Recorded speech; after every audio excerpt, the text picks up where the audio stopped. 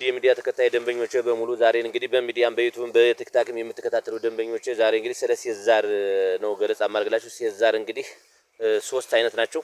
አንደኛው እንግዲህ ከአንደኛው ጀምራለሁ። ሴት ዛር ወይም አይነ ጥላ ከሚባለው ደግሞ ጀምራችሁ። አይነ ጥላ ማለት ምን ማለት ነው? እንግዲህ አይነ ጥላ ማለት እንግዲህ ሴት ዛር ይለያያሉ አይደለም፣ አንድ ናቸው። እነዚህ አይነ ጥላም ሆነ ሴት ዛርም ሆነ እንግዲህ የሚለያዩበት መንገድ እንግዲህ በምንድነው ካላችሁ አይነ ጥላ የምትባለዋ የሴት ዛር ማለት ናት፣ አንደኛዋ ማለት ነው። ሴት ዛር ማለት እንግዲህ በድቀተ ስጋ የምትገናኝ ማለት ናት። እንግዲህ ወንድ ልጅ አሁን ለምሳሌ አንድ ሴት ቀን ያያትና ቀን አይቷት ማታ ላይ በህልሙ መጣ ትገናኛለች ማለት ነው።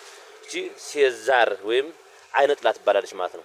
በሌሊት እንግዲህ ነው መጣ የምትገናኝ። ቀን ያያትን ሴት ሌሊት መጥቶ ትገናኛለች ማለት ነው። ሴትም ደግሞ ከሆነች ቀን ያየችው ወንድ በድቀተ ስጋ በሌሊት መጣ ትገናኛለች ማለት ነው። በሌሊት መጣ ነው የምትገናኙ ማለት ነው። ያቺ ማለት ነው እንግዲህ ሴት ዛር ማለት ይች ናት። አይነ ጥላ ይች አይነ ጥላ ናት። እንግዲህ ይች አይነ ጥላ እንግዲህ ሴት ዛር አይነ ጥላዋ ዋና ይች ናት። ይች አሁን ምን ታደርጋለች እንግዲህ ሴትም ከሆነ ግን ከባል ጋር እንዳይተስማማ ታደርጓለች፣ ትገረግሯለች። ብልትን የመስለህ አቅም ታመጣለች። እንደገና ወንድም ከሆነ እንግዲህ ብዙ ነገር ነው ምዘጋ። እቺ ገበያን የሆነ የተለያየ እድል ምዘጋ ትክክለኛዋ አይቻ ይቺ ያለችበት ነው። እቺ በድቀተ ስጋ የምትገናኝ እየመጣች ካለች ትክክለኛ ሁሉ ነገር የምታበላሽ አንደኛዋ ይች ናት። ይችን ማስለቀቅ ነው። ለዚች ደግሞ ትክክለኛ መድኃኒቷ ደግሞ ይቺ ጿናት። ይቺ እጸገነት ትባላለች። ይቺ ናት እንግዲህ እጸገነት ማለት ናት። ይቺ ከሌሎች ጉመሮም ይጨምራል፣ ሌሎች አሉ። ከነዛ ጋር ሆና ትክክለኛዋ ይች ናት። ይቺ በባለፈው ሰርችላችኋለሁ። በመታጠብም በመታጠንም ማስለቀቅ የሚችላት ይችን እጽዋት እንግዲህ ብዙ ጊዜ የምትገኘው በረሃ ላይ ነው። እኛ ላይ ግን አጽድቀናታል፣ በብዛት ነው ያለችው።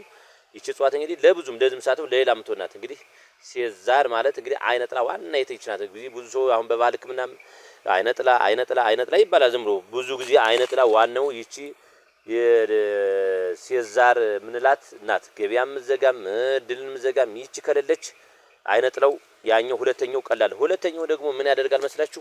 ያፋሽካቸዋል። እያፋሸከ እንደተለያየ ነገር ያደርጋቸዋል። ዝም ብሎ በማፋሸክ ዝም ብሎ እንደ ቡና ወይም ያሰኘዋል። የተለያየ ነገር የሆነ እንደ አውደ ዓመት በመጣ ቁጥር እንደ ቤት አምላክ ሆኖ የሆነ ነገር እንትላቸዋል፣ ያፋሽካቸዋል። የተለያየ ነገር ይጠይቃቸዋል ማለት ነው።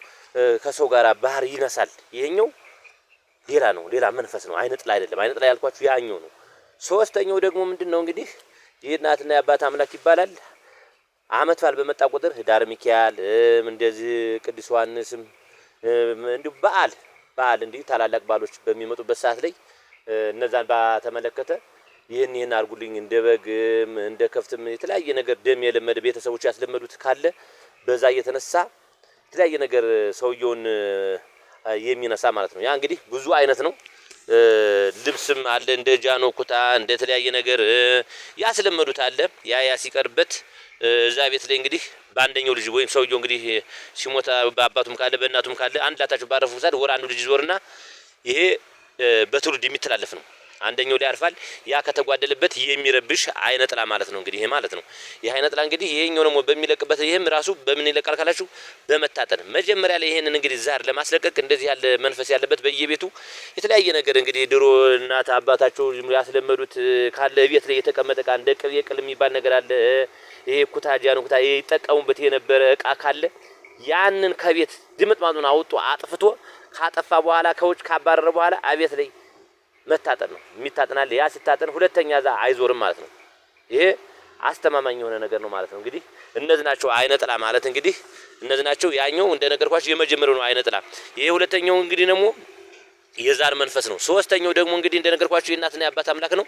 የእናትና የአባት አምላክ እንግዲህ እቤት ያለን ዕቃ በሙሉ ይጠቀሙበት የነበረን ወዲያውኑ አውጦ ካወጣ በኋላ ዕቃውን እቤት ላይ ይሄን ያሳየኋችሁ እጽዋት ሲታጠብበት ወይም ሲለው ማለት ነው ሲታጠብበት ወይም ሲታጠን ለቆ የሚሄድ ነው። ይሄ ነው እንግዲህ በሌላ ደግሞ እንግዲህ ፕሮግራም እስከምንገናኝ ድረስ ሀበሻ የባህል ሕክምና ዘመጋቢ ጥበባት ነኝ። ከዚህ ከእጽዋት ቦታ ከምርምር ቦታ ነው የምገኘው። ይሄን የምትፈልጉ መጠቀም የምትፈልጉ ሰዎች እንግዲህ አድራሻችን ያው ደብረ ማርቆስ ትልቅ ሆቴል አጠገብ ነው። 0912 01 3955 0911 59 27 49